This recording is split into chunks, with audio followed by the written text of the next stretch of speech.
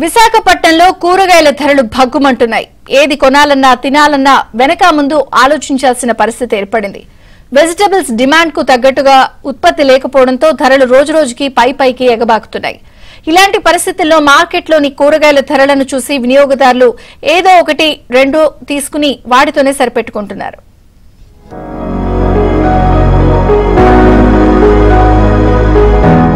విశాఖ వాసులను కూరగాయల ధరలు బెంబేలెత్తిస్తున్నాయి. టమాటా ధర విపరీతంగా పెరగడంతో కొనుగోలు చేసేందుకు వినియోగదారులు జంకుతున్నారు. కేజీ టమాటా ధర సెంచరీకి చేరువలో ఉండటంతో ఆందోళన చెందుతున్నారు. రైతు బజార్లో కేజీ టమాటా ధర కొంచెం తక్కువగా ఉన్న బహిరంగ మార్కెట్లో మాత్రం మండిపోతోంది.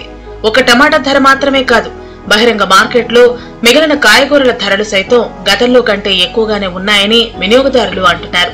మార్కెట్లో ఏది తక్కువ ధర ఉంటే వాటిని కొనుగోలు చేస్తున్నారు. మరోవైపు బహిరంగ మార్కెట్ కంటే రైతు బజార్లలో టమాటా ధర కొంత తక్కువగా ఉండటంతో అక్కడ క్యూ కడుతున్నారు.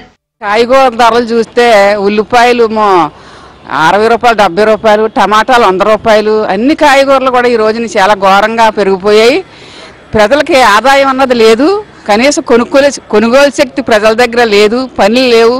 అలాగే నిరుద్యోగం పక్కన పెరిగిపోయింది. కొనుగోలు శక్తి లేక ప్రజలు చాలా అల్లాడిపోతున్నారు. ఈ టైం అప్పుడు విపరీతంగా ధరలు పెరగడం వల్ల కొత్తగా వచ్చిన ప్రభుత్వం కూడా ధరలు తగ్గిస్తామని చెప్పారు తప్ప ఈ ధరల గురించి ఎవరు కూడా మాట్లాడలేని పరిస్థితి.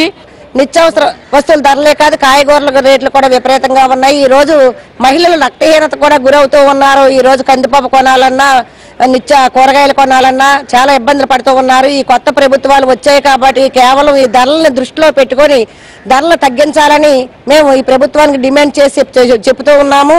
అయితే టమాటా ధర పెరగటానికి దిగుబడి తగ్గటమే అంటున్నారు విశాఖలోని వ్యాపారస్తులు. వినియోగదారుల అవసరాలకు తగినట్లుగా టమాటా దిగుబడి లేకపోవడంతో ధరలు పెరిగాయని నరసింహనగర్ రైతు బజారు విక్రయదారులు అంటున్నారు. కొన్ని రోజుల కిందట కేజీ టమాటా ధర కేవలం 10-15 రూపాయలు ఉండేవని వినియోగదారులు అంటున్నారు. అయితే ఇప్పుడు ధర ఎక్కువగా పెరగటంతో అర కేజీ, పావు కేజీలతోనే సరిపెట్టుకుంటున్నామని ఆవేదన వ్యక్తం చేస్తున్నారు.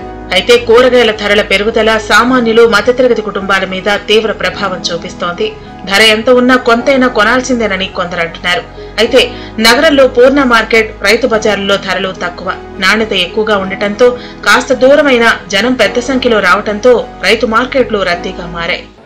ఈ మధ్యకాలంలో కూరగాయల రేట్లు విపరీతంగా పెరుగుతూ ఉన్నాయి. ముఖ్యంగా మన గత ప్రభుత్వం చూసుకుంటే ఫలానా టైంలో కూరగాయల రేట్లు తక్కువ ఉన్నాయి అని చెప్పడానికి ఎక్కడా మనకు కనిపించలేదు ఒక్క సీజన్ కూడా.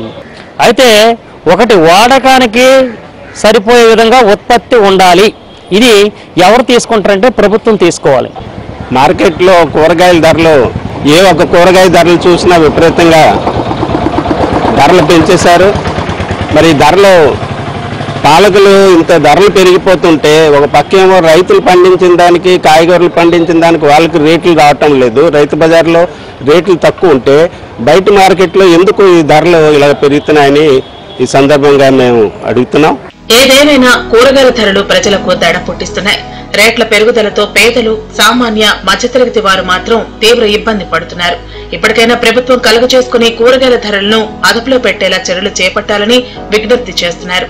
ధరలు ఎక్కువగా ఉన్న కూరగాయలను సబ్సిడీకి అందించాలని కోరుతున్నారు.